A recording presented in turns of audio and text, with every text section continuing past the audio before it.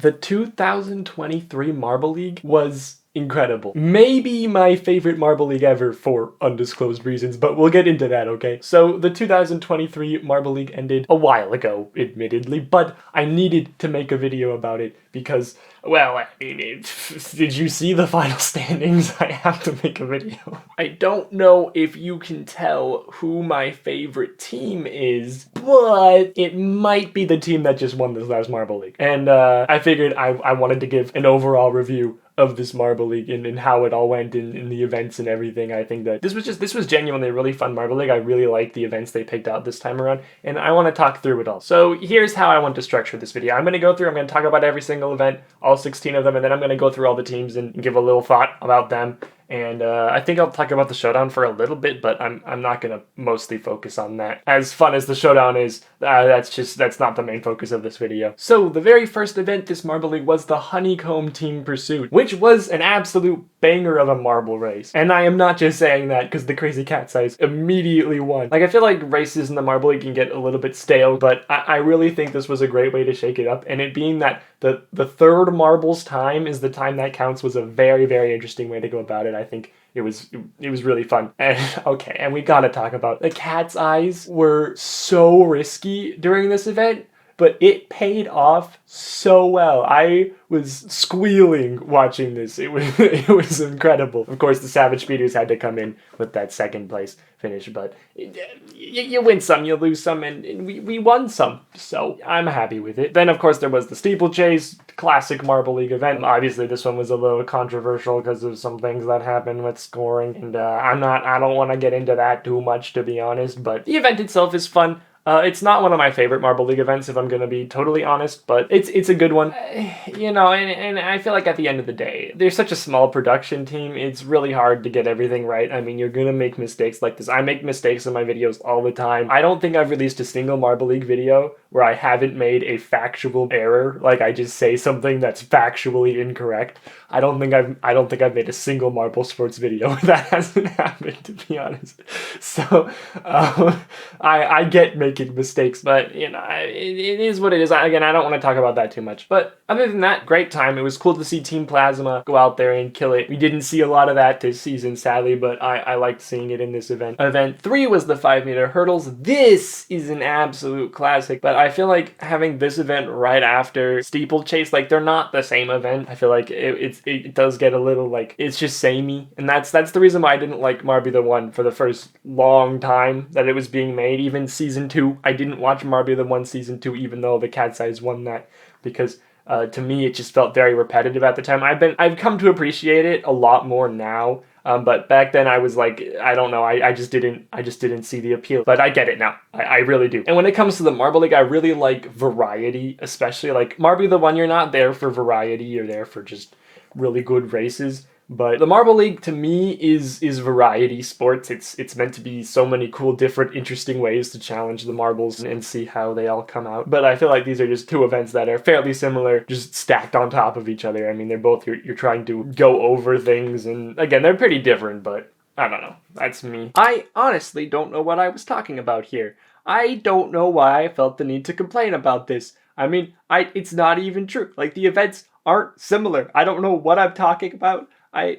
It was not a very base take. It's the take I made, though, so I'm leaving it in the video, but this guy, I tell you. Then with event 4, we saw block pushing, which was also the beginning of the host curse getting absolutely demolished by the Bumblebees. That made me very, very happy. And I've said this for so long, the Bumblebees times the Hornets was going to be the duo of the century, and you know, it hasn't quite shook out that way so far, but to see them succeed so well this Marble League season while they're hosting with the single best hosting performance in history, that made me really, really happy to see. Honestly, I would have been fine if they won. I would have been good with that, seeing the Bumblebees win their hosting year. That would have been awesome, but of course, I'm very happy with the results that ended up actually coming about. But yeah, I would have been so happy with a Bumblebees victory as well. Obviously, this event also saw the Crazy Cat's Eyes start to decline with their last place finish. I mean, they had 3 top finishes, and then this 4th finish was literally the absolute worst they could have done.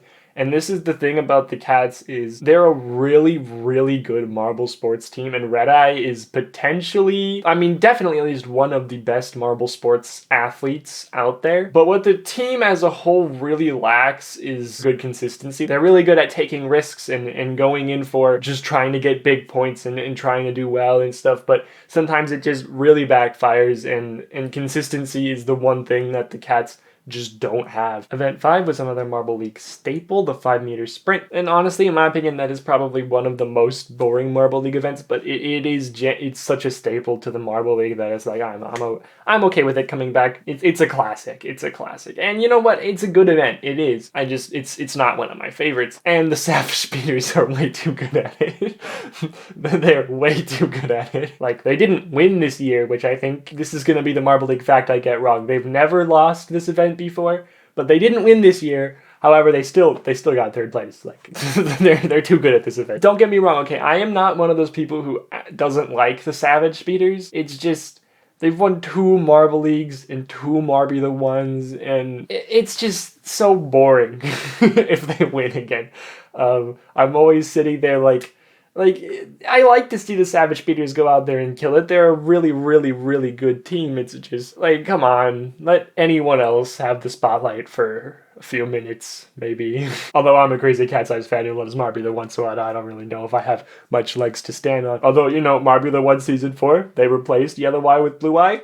Why do they do that? So that other teams could have the spotlight, probably, maybe. Such a generous and kind team, honestly. Then we had Tug of War, which I loved this event. The name is a little misleading because they're not tugging on anything, they're pushing a block. But I really, really enjoyed this event. It was taking what was good about jousting from 2021 and just improving it in every way. I feel like Tug of War is just jousting, but 100 times better. I really enjoyed this event. Also, I'm gonna say it, the Pinkies are not a bottom of the road team. It was not a fluke that they won last season. I think that they are genuinely a better team now, and I don't think Pinky Spud leaving has made them a bad team. You know, they got second place in Tug of War, and overall standings, they did pretty well, but we'll get to that later when we talk about every team. But see, this is what I mean, though. This is just such a different event, and that's just one of the things I love about the Marble League is you have events like Tug of War happen, and it's a blast. I love it. It's such a variety, and you got to be good at all aspects of sports if you really want to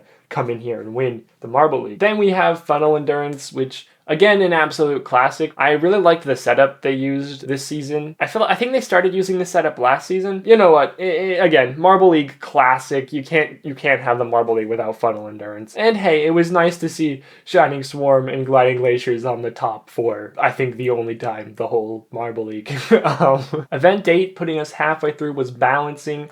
Again, staple of the Marble League. I love balancing. This is probably my favorite staple of the Marble League. This is probably my favorite classic Marble League event, I guess. I just think it's the most, like, it challenges such specific strengths. No other event really does. I guess Tug of War kind of does now, which is awesome to see. And, like, I would say Swing Wave's kind of like, it's kind of opposite in a way, but it's got some interesting, like, they've got some parallels to them. But one that I would say is probably more similar strategy-wise to balancing than you would expect it would be is probably G-Force Endurance. I feel like it just takes a lot of balance and precision. Like, they're very different, of course, but I feel like they kind of target some similar strengths. But I absolutely love balancing. I don't know what happened to the Pinkies in this event. This is normally their event, or at least it was last year. This was their event last year, but this year it's like, no, they really fumbled the ball here. I mean, you can have bad showings in your best events ever. Red Eye got a 0 in Marbula 1 Season 4, so it's anything can happen. Everybody has a bad day. Triathlon has become a staple of the Marble League more recently. I really like this event. It is just a race, but it's a race that challenges so many different facets. It was interesting seeing Blue Eye back here because it's a very similar track to 2021. But luckily they didn't push Rojo Cinco out like they did to Trace. Just please, Blue Eye, no more controversies, I beg of you. But yeah, I really like this event. It's got lots of really fun things about it, lots of fun strengths and weaknesses at play here. And luckily I'm not an Oceanics fan.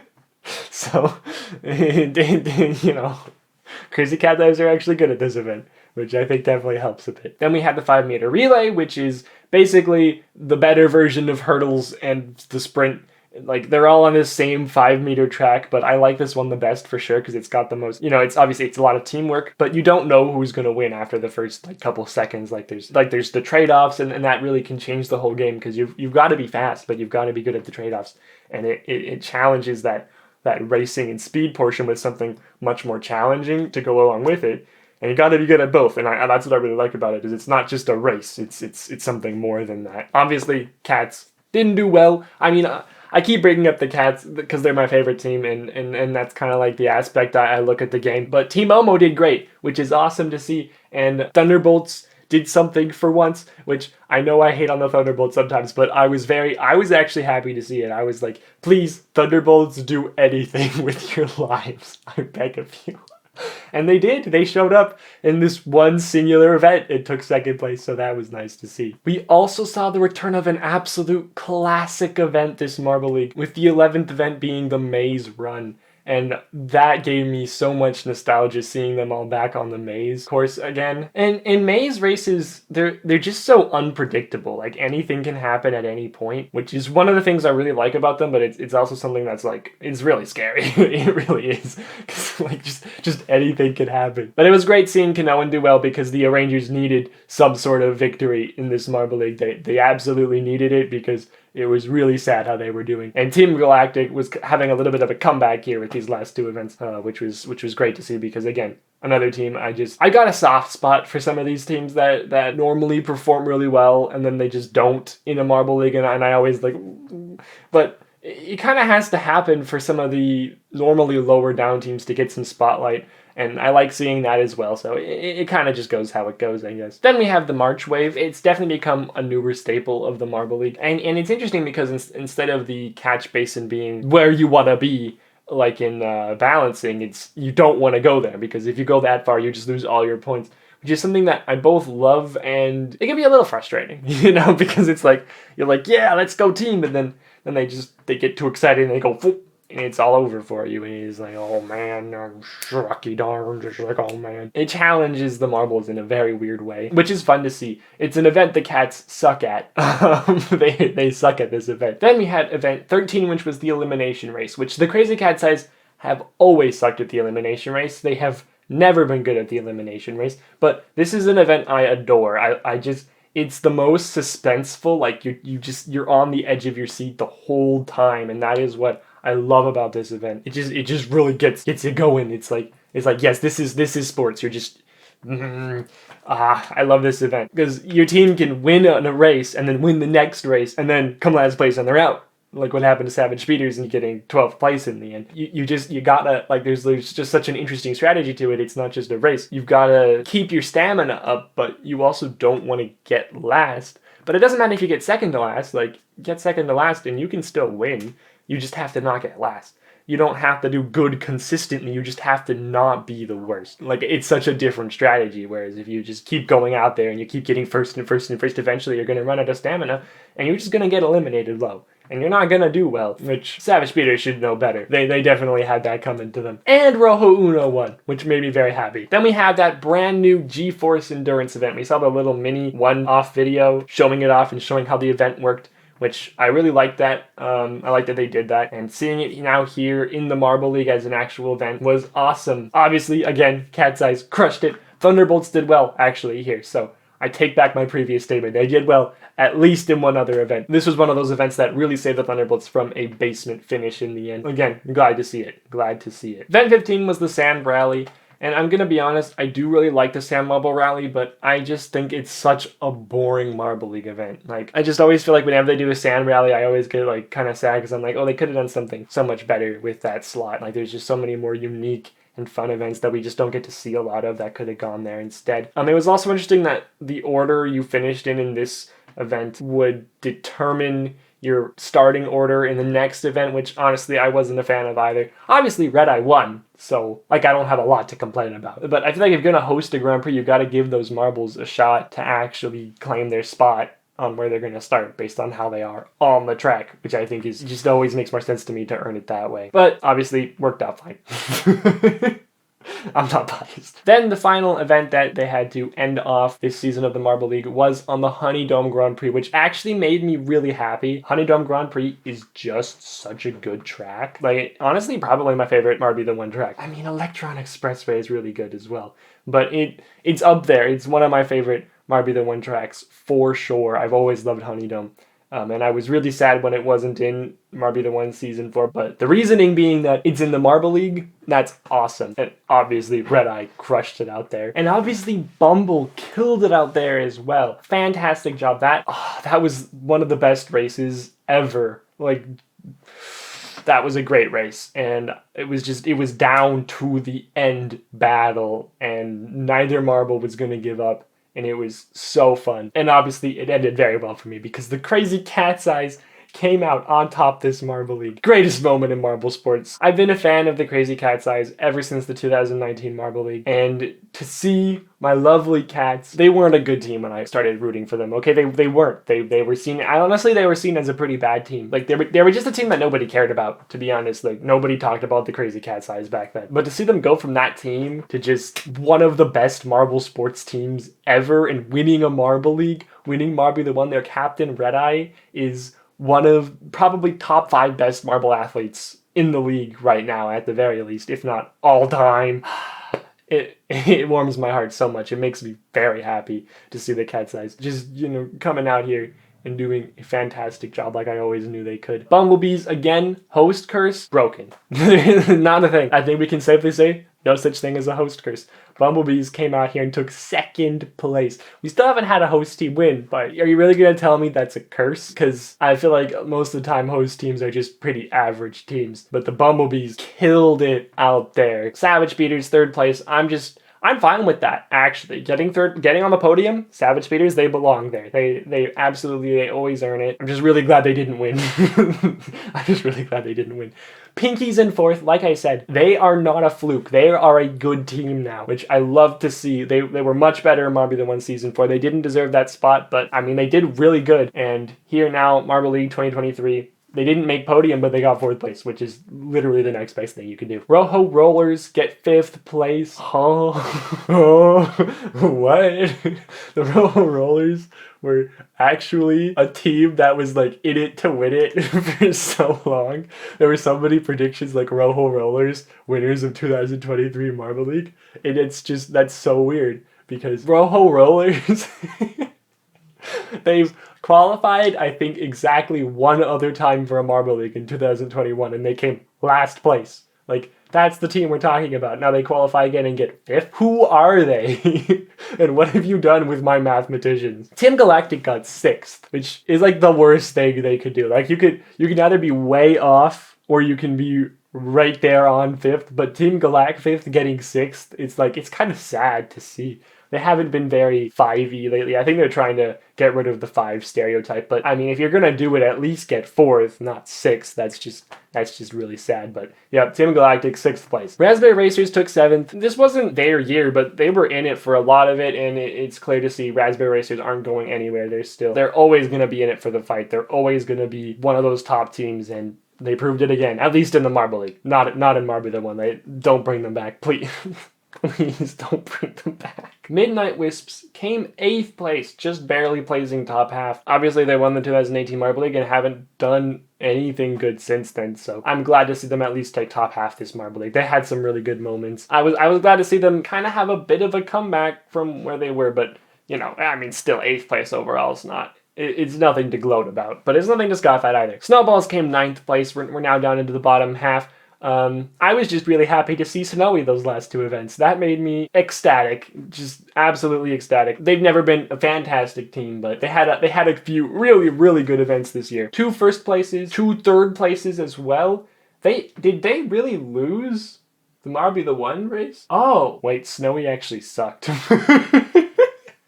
Dang it.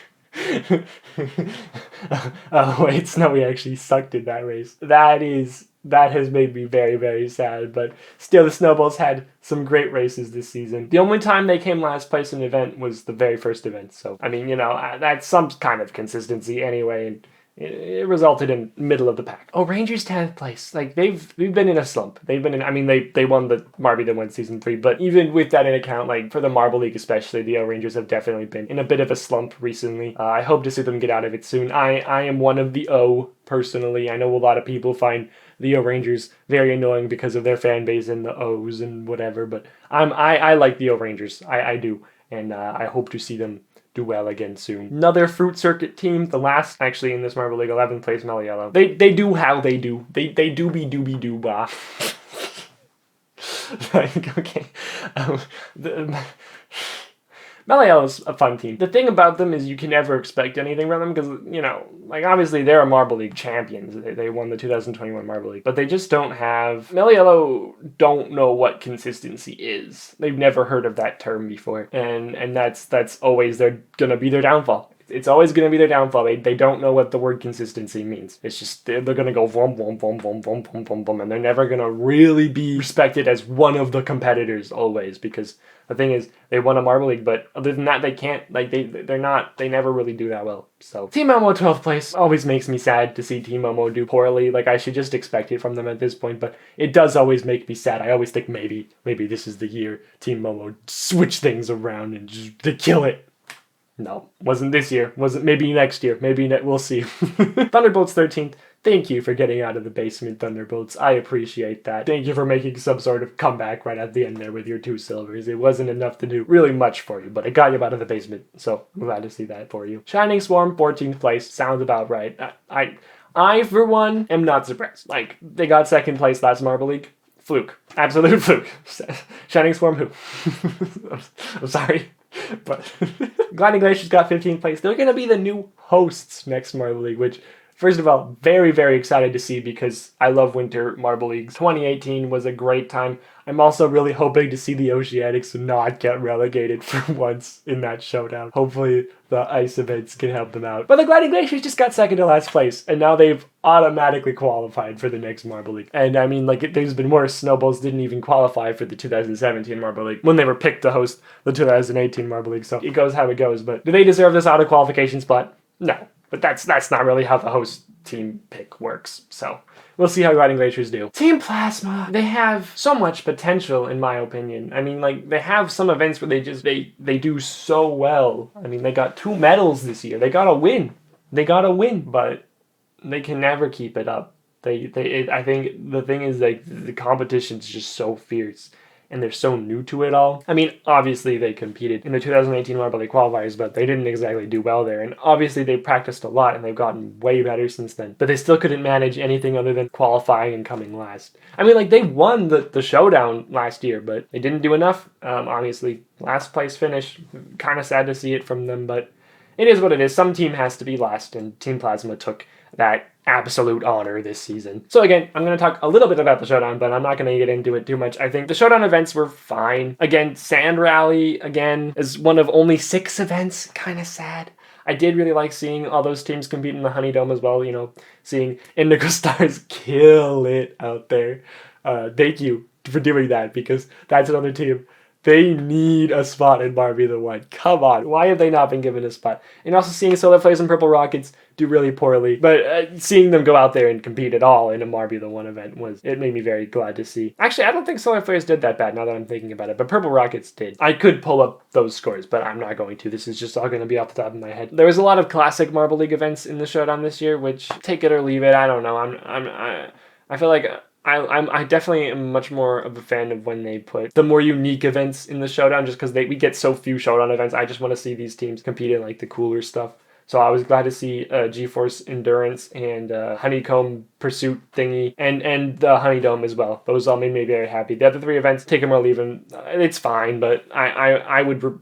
If I were picking the 6 events, I don't think I would have picked a single one of them, but there's nothing wrong with it. They were all very entertaining to watch. Of course they were. They always are. Marble sports is the best sports. And seeing the Indigo Stars win anything makes me very happy. I'm very glad to see the Indigo Stars, even if it's just a showdown. Also, the Solar Flares didn't get relegated for once. Oh, so cute. We'll see how they do in the 2024 qualifiers, but I was one of those I was one of those guys who held out hope for the solar flares for so long, and I think at this point they've lost all of that for me. I've got nothing for them anymore. So I mean, we'll see what happens, but I'm not expecting anything from them. Anyway, overall, this was a fantastic Marble League. Definitely my favorite in a while for undisclosed reasons. Always fun to see the Crazy Cat's Eyes crush it. At least to me, it's always fun to see that. I know some people hate it when that happens, but I love it. Makes me very happy. What did you think about this Marble League? Leave it in the comments. Thank you so much to LA for putting this all together, and of course Minos. You know, the rest of the production staff as well. Thank you so much for all you do to make this Marble League happen and all the other Marble Sports events that we love to see. Loved it, loved seeing it, and can't wait for the next one. I know it's gonna be a while. It's gonna be a while, but very excited for it. So, thank you all for watching, and I never know how to end these, but just yeah, what did you think about everything in the comments? And I'll talk to you later. Okay, yeah. Bye. Bye. Beep. Beep, beep, beep.